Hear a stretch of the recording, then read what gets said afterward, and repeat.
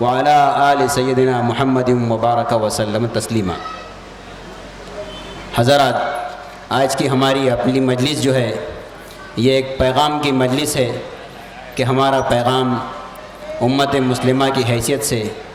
دنیا کے لیے کیا پیغام رہا ہے، اور اللہ رب العزت نے اس امت کو جو برپا کیا ہے وہ کس مقصد کے لیے دنیا میں بھیجا ہے۔ ہماری تعلیمات کون سی تعلیمات ہیں جس کے ذریعے سے دنیا جو ہے تو ہمارے لیے رحمت کا ذریعہ بنے، اور دنیا کی یہ ہماری اپنی زندگی ہمارے اپنے آخرت کے لیے اجر اور ذخیرہ بنے۔ الحمدللہ ہمارے اس موضوع پر روشنی ڈالیں گے آج کے ہمارے مہمان خصوصی حضرت مولانا مفتی صاحب، جن کے تعارف کے لیے میں ہمارے اپنے امام صاحب کو دعوت دیتا ہوں کہ وہ آئیں، وہ حضرت مفتی صاحب کا تعارف پیش کریں۔ حضرات السلام علیکم ورحمۃ اللہ وبرکاتہ۔ الحمدللہ ہمارے اس اسٹیج پر ہندوستان کی عظیم شخصیت، جن کے بارے میں اکثر و بیشتر حضرات جانتے بھی ہوں گے، آزاد میدان کا وہ ٹھاٹھے مارتا ہوا لوگوں کا سمندر، آج سے 3 سال قبل جب مسلم پرسنل لا بورڈ کا اجتماع ہوا تھا آزاد میدان میں، وہ منظر یاد ہوگا۔ اس منظر میں ہمارے مفتی صاحب نے خطاب بھی کیا اور نظامت بھی فرمائی، اور یہ ویسی شخصیت ہے جو امارت شریعہ پٹنہ کے نائب ناظم بھی ہے، اور اللہ تبارک و تعالیٰ نے گوناگون صفات سے نوازا بھی ہے۔ ہندوستان کا وہ ادارہ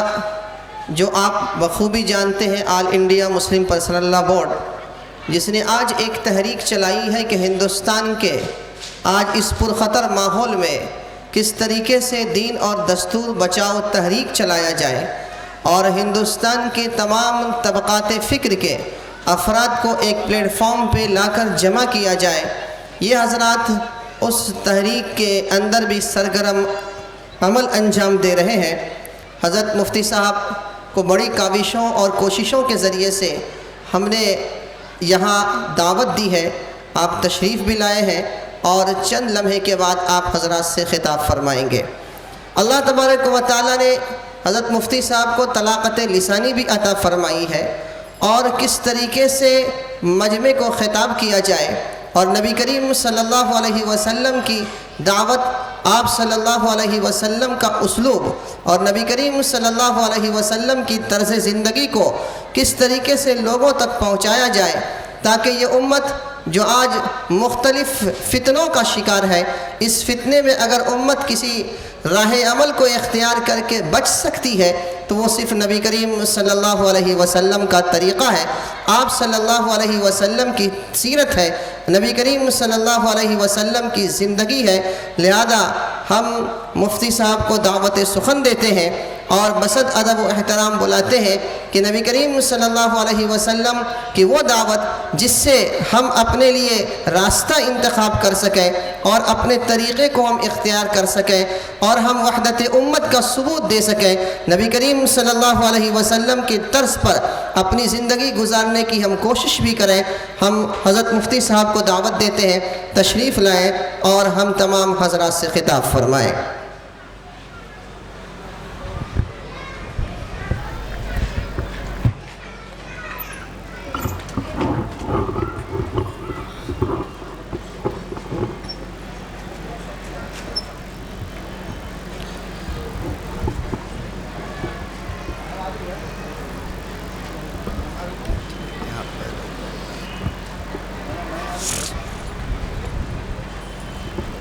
عبداللہ صاحب نے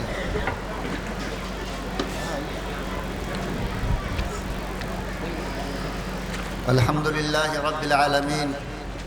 والصلاة والسلام علی سید الانبیاء والمرسلین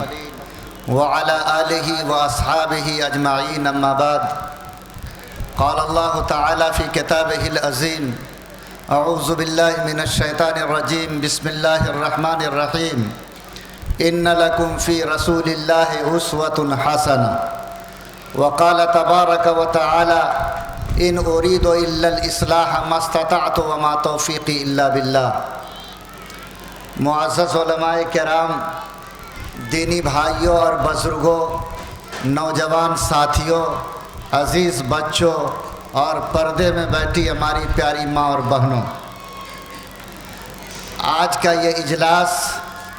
جو نبی پاک صلی اللہ علیہ وسلم کی سیرت کے عنوان سے منعقد کیا گیا ہے، ہمیں یہ بات معلوم ہے کہ اس سے قبل بھی آپ حضرات اس مقام پر اس طرح کا اجلاس منعقد کرتے رہے ہیں۔ حضرات گرامی، آج ہماری زندگی کا ایک بڑا المیہ یہ ہے کہ ہم لوگ اپنی زندگی میں شاندار جلسے اور اجتماعات تو کرتے ہیں اور گھنٹوں گھنٹے بیٹھ کر اپنے بڑوں کی بات اور ان کی تقریروں کو سنتے ہیں، لیکن افسوس کے ساتھ کہنا پڑتا کہ ایسے قیمتی اجتماعات کے ختم ہونے کے بعد ہماری زندگی میں عمل کے لیے کچھ موجود نہیں ہوتا ہے۔ محترم بھائیوں، میں آپ سے ادب کے ساتھ یہ بات عرض کرنا چاہتا ہوں کہ اگر آپ نے اتنی محنت اور محبت کے ساتھ یہ اجتماع منعقد کیا اور آپ کے دل میں یہ تمنا اور شوق ہے کہ اللہ میری زندگی میں ایمان کی گرمی پیدا کر دے اور اللہ اس اجلاس کی برکت سے ہمارے گھر میں دین کو زندہ اور تابندہ بنا دے، تو آپ کو ایک فیصلہ کرنا ہوگا کہ رب کریم تیرے اور تیرے حبیب کے نام پر جو بات میرے کانوں میں پڑ رہی ہے وہ صرف اس لیے نہیں ہے کہ کان کا چٹخارا لیا جائے، بلکہ دراصل وہ اس قابل ہے کہ دل کی گہرائی میں اس کو اتارا جائے اور ایک بندہ مومن اس بات کی قسم کھا لے کہ جب تک وہ زمین پر زندہ رہے گا، اگر اللہ اور اس کے رسول کی محبت اس کے دل میں ہے تو وہ اس بات کا فیصلہ کرے گا کہ اپنے رب اور اپنے پیغمبر کی باتوں پر زندگی بھر عمل کرنے والا مسلمان بنے گا۔ کیا انشاءاللہ آج کا یہ جلسہ اور سننے والے ہمارے ایمان والے بھائی کیا عمل کا فیصلہ کرنے کو تیار ہیں؟ ذرا ہاتھ اٹھا کے کہیے الحمدللہ۔ خاص طور پر یہ ہماری نوجوانوں کی ٹیم جن کو کام کرنا تو بہت جلدی آتا ہے لیکن کام پر جمنے میں تھوڑی دشواری ہوتی ہے، میں ان نوجوان بھائیوں سے کہوں گا کہ آج دنیا کا جو رخ بن رہا ہے، آج ساری دنیا کی نظر جوانوں پر ہے، آج نوجوانوں کو تلاشا جا رہا ہے اور ہمارا بھی اس بات پر یقین ہے کہ کوئی بھی جوان سماج کی تقدیر ہوا کرتا ہے اگر نوجوانوں میں سچا دینی انقلاب آ جائے، اس کے اندر ایمان کی صحیح گرمی آ جائے، اس کے عمل کا رخ صحیح ہو جائے اور وہ نوجوان جس کے جسم میں جوانی کا خون گردش کر رہا ہے اگر وہ سچا پکا ایماندار مسلم نوجوان بن جائے تو یاد رکھیے سماج کی تصویر کو بدلنے سے دنیا کی کوئی طاقت روک نہیں سکتی ہے۔ اس لیے میں اپنے نوجوان بھائیوں سے بھی، اپنے رضاکار دوستوں سے بھی، جلسہ کرنے کے والے منتظمین سے بھی خاص طور پر اس بات کی درخواست کرتا ہوں کہ اللہ کے نام پر اس بات کا عزم کر لو کہ اگر ہم نے اتنی محنت سے اس جلسے کا انعقاد کیا تو اللہ اور اس کے رسول کے نام پر جو بات کہی جا رہی ہے انشاءاللہ عمل کی دنیا میں اس کو قائم کرنے کی کوشش کریں گے۔ اگر یہ جذبہ ایمانی جاگ گیا، ہمارے نوجوانوں کا شعور بیدار ہوا، اللہ نے اس کے اندر سچی گرمی پیدا کر دی، یہ اجلاس انقلابی اجلاس ثابت ہوگا۔ ہر گھر میں نیکی کی بہار آئے گی اور جس گھر سے جو قدم چل کر یہاں آیا ہے انشاءاللہ اس کا آنا اس گھر کے لیے مبارک اور مسعود ہوگا۔ ہم اللہ تعالیٰ سے دعا کرتے ہیں کہ اللہ ہمیں عمل کی توفیق عطا فرمائے۔ ہمارے جن بھائیوں نے ارادہ کیا اللہ انہیں ان کے ارادے پر جما دے، اور جن نوجوانوں نے عمل کا فیصلہ کیا اللہ تعالیٰ انہیں موت تک اس بات پر قائم رہنے کی توفیق عطا فرمائے۔ آج کے جلسے کا عنوان ہے سیرت النبی۔ حضرت عائشہ صدیقہ رضی اللہ تعالی عنہا سے کسی نے سوال کیا کہ اللہ کے رسول صلی اللہ علیہ وسلم کی سیرت کیا ہے، آپ کے اخلاق اور آپ کی زندگی کے طور طریقے کیا تھے؟ تو حضرت عائشہ صدیقہ رضی اللہ تعالی عنہا نے ایک چھوٹا سا جواب دیا، کان خلقہ قرآن، یعنی اللہ کے پیغمبر کی زندگی کی تصویر اگر تم دیکھنا چاہتے ہو تو اللہ کی آخری کتاب قرآن کے ورق کو کھولو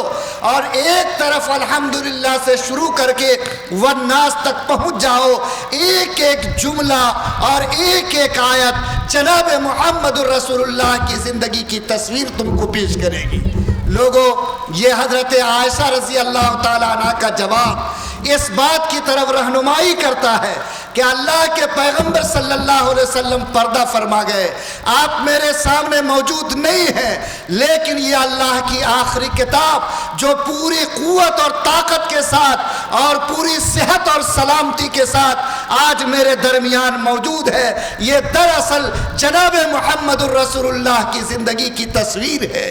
آپ اس کتاب کو کھولیے، ان کی آیتوں کی تہ میں اتریے، ان کی تلاوت کیجئے، ان کے معنی کو پڑھیے اور اس کی گہرائی میں اترتے جائیے. اللہ کے رسول صلی اللہ علیہ وسلم کی زندگی کا ایک ایک لمحہ آپ کی زندگی میں آپ کی نظروں کے سامنے منور ہوتا چلا جائے گا. لوگوں، یہ کتاب آج صحت اور سلامتی کے ساتھ ہمارے درمیان موجود ہے یا نہیں ہے؟ لوگوں، ہے. اور میرا عقیدہ ہے کہ یہ کتاب پوری صحت اور سلامتی کے ساتھ، ایسی صحت اور سلامتی کہ ایک لفظ اور حرف دور، اللہ کی قسم، ایک نقطے اور زیر و زبر کی بھی کسی قسم کی تبدیلی ہمارے ایمان کا نہ حصہ بن سکتی ہے اور نہ کوئی صاحب ایمان اس کو کبھی قبول کر سکتا ہے. جو کتاب اتنی صحت کے ساتھ موجود ہے،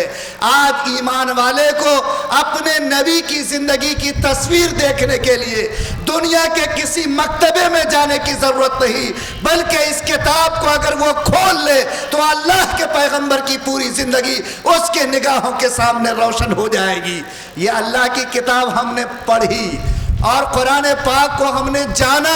قرآن پاک کو ہم نے طاقوں میں سجایا، لیکن اس حیثیت کے ساتھ کہ یہ اللہ کے رسول کی زندگی کی تصویر ہے، اس نقطۂ نظر سے ہم نے کبھی قرآن کو سمجھنے کی کوشش نہیں کی. آج کا یہ اجلاس آپ کو اس بات کی دعوت دیتا ہے کہ اللہ تعالیٰ نے اگر آپ کے سینے میں اس آخری کتاب کی عظمت رکھی ہے تو کبھی اس کتاب کو اس نوعیت سے کھولیے کہ یہ ہمارے پیغمبر کی زندگی کی تصویر پیش کرتی ہے. اور وہ آئینہ اپنے گھر میں روشن کیجئے، جس آئینے کے سامنے کھڑے ہو کر اپنے پیغمبر کی پوری زندگی کی تصویر اپنی آنکھوں کے سامنے آپ دیکھ سکتے ہیں. قرآن کیا کہتا ہے؟ ہمیں طریقہ زندگی دیتا ہے، ہمیں طریقہ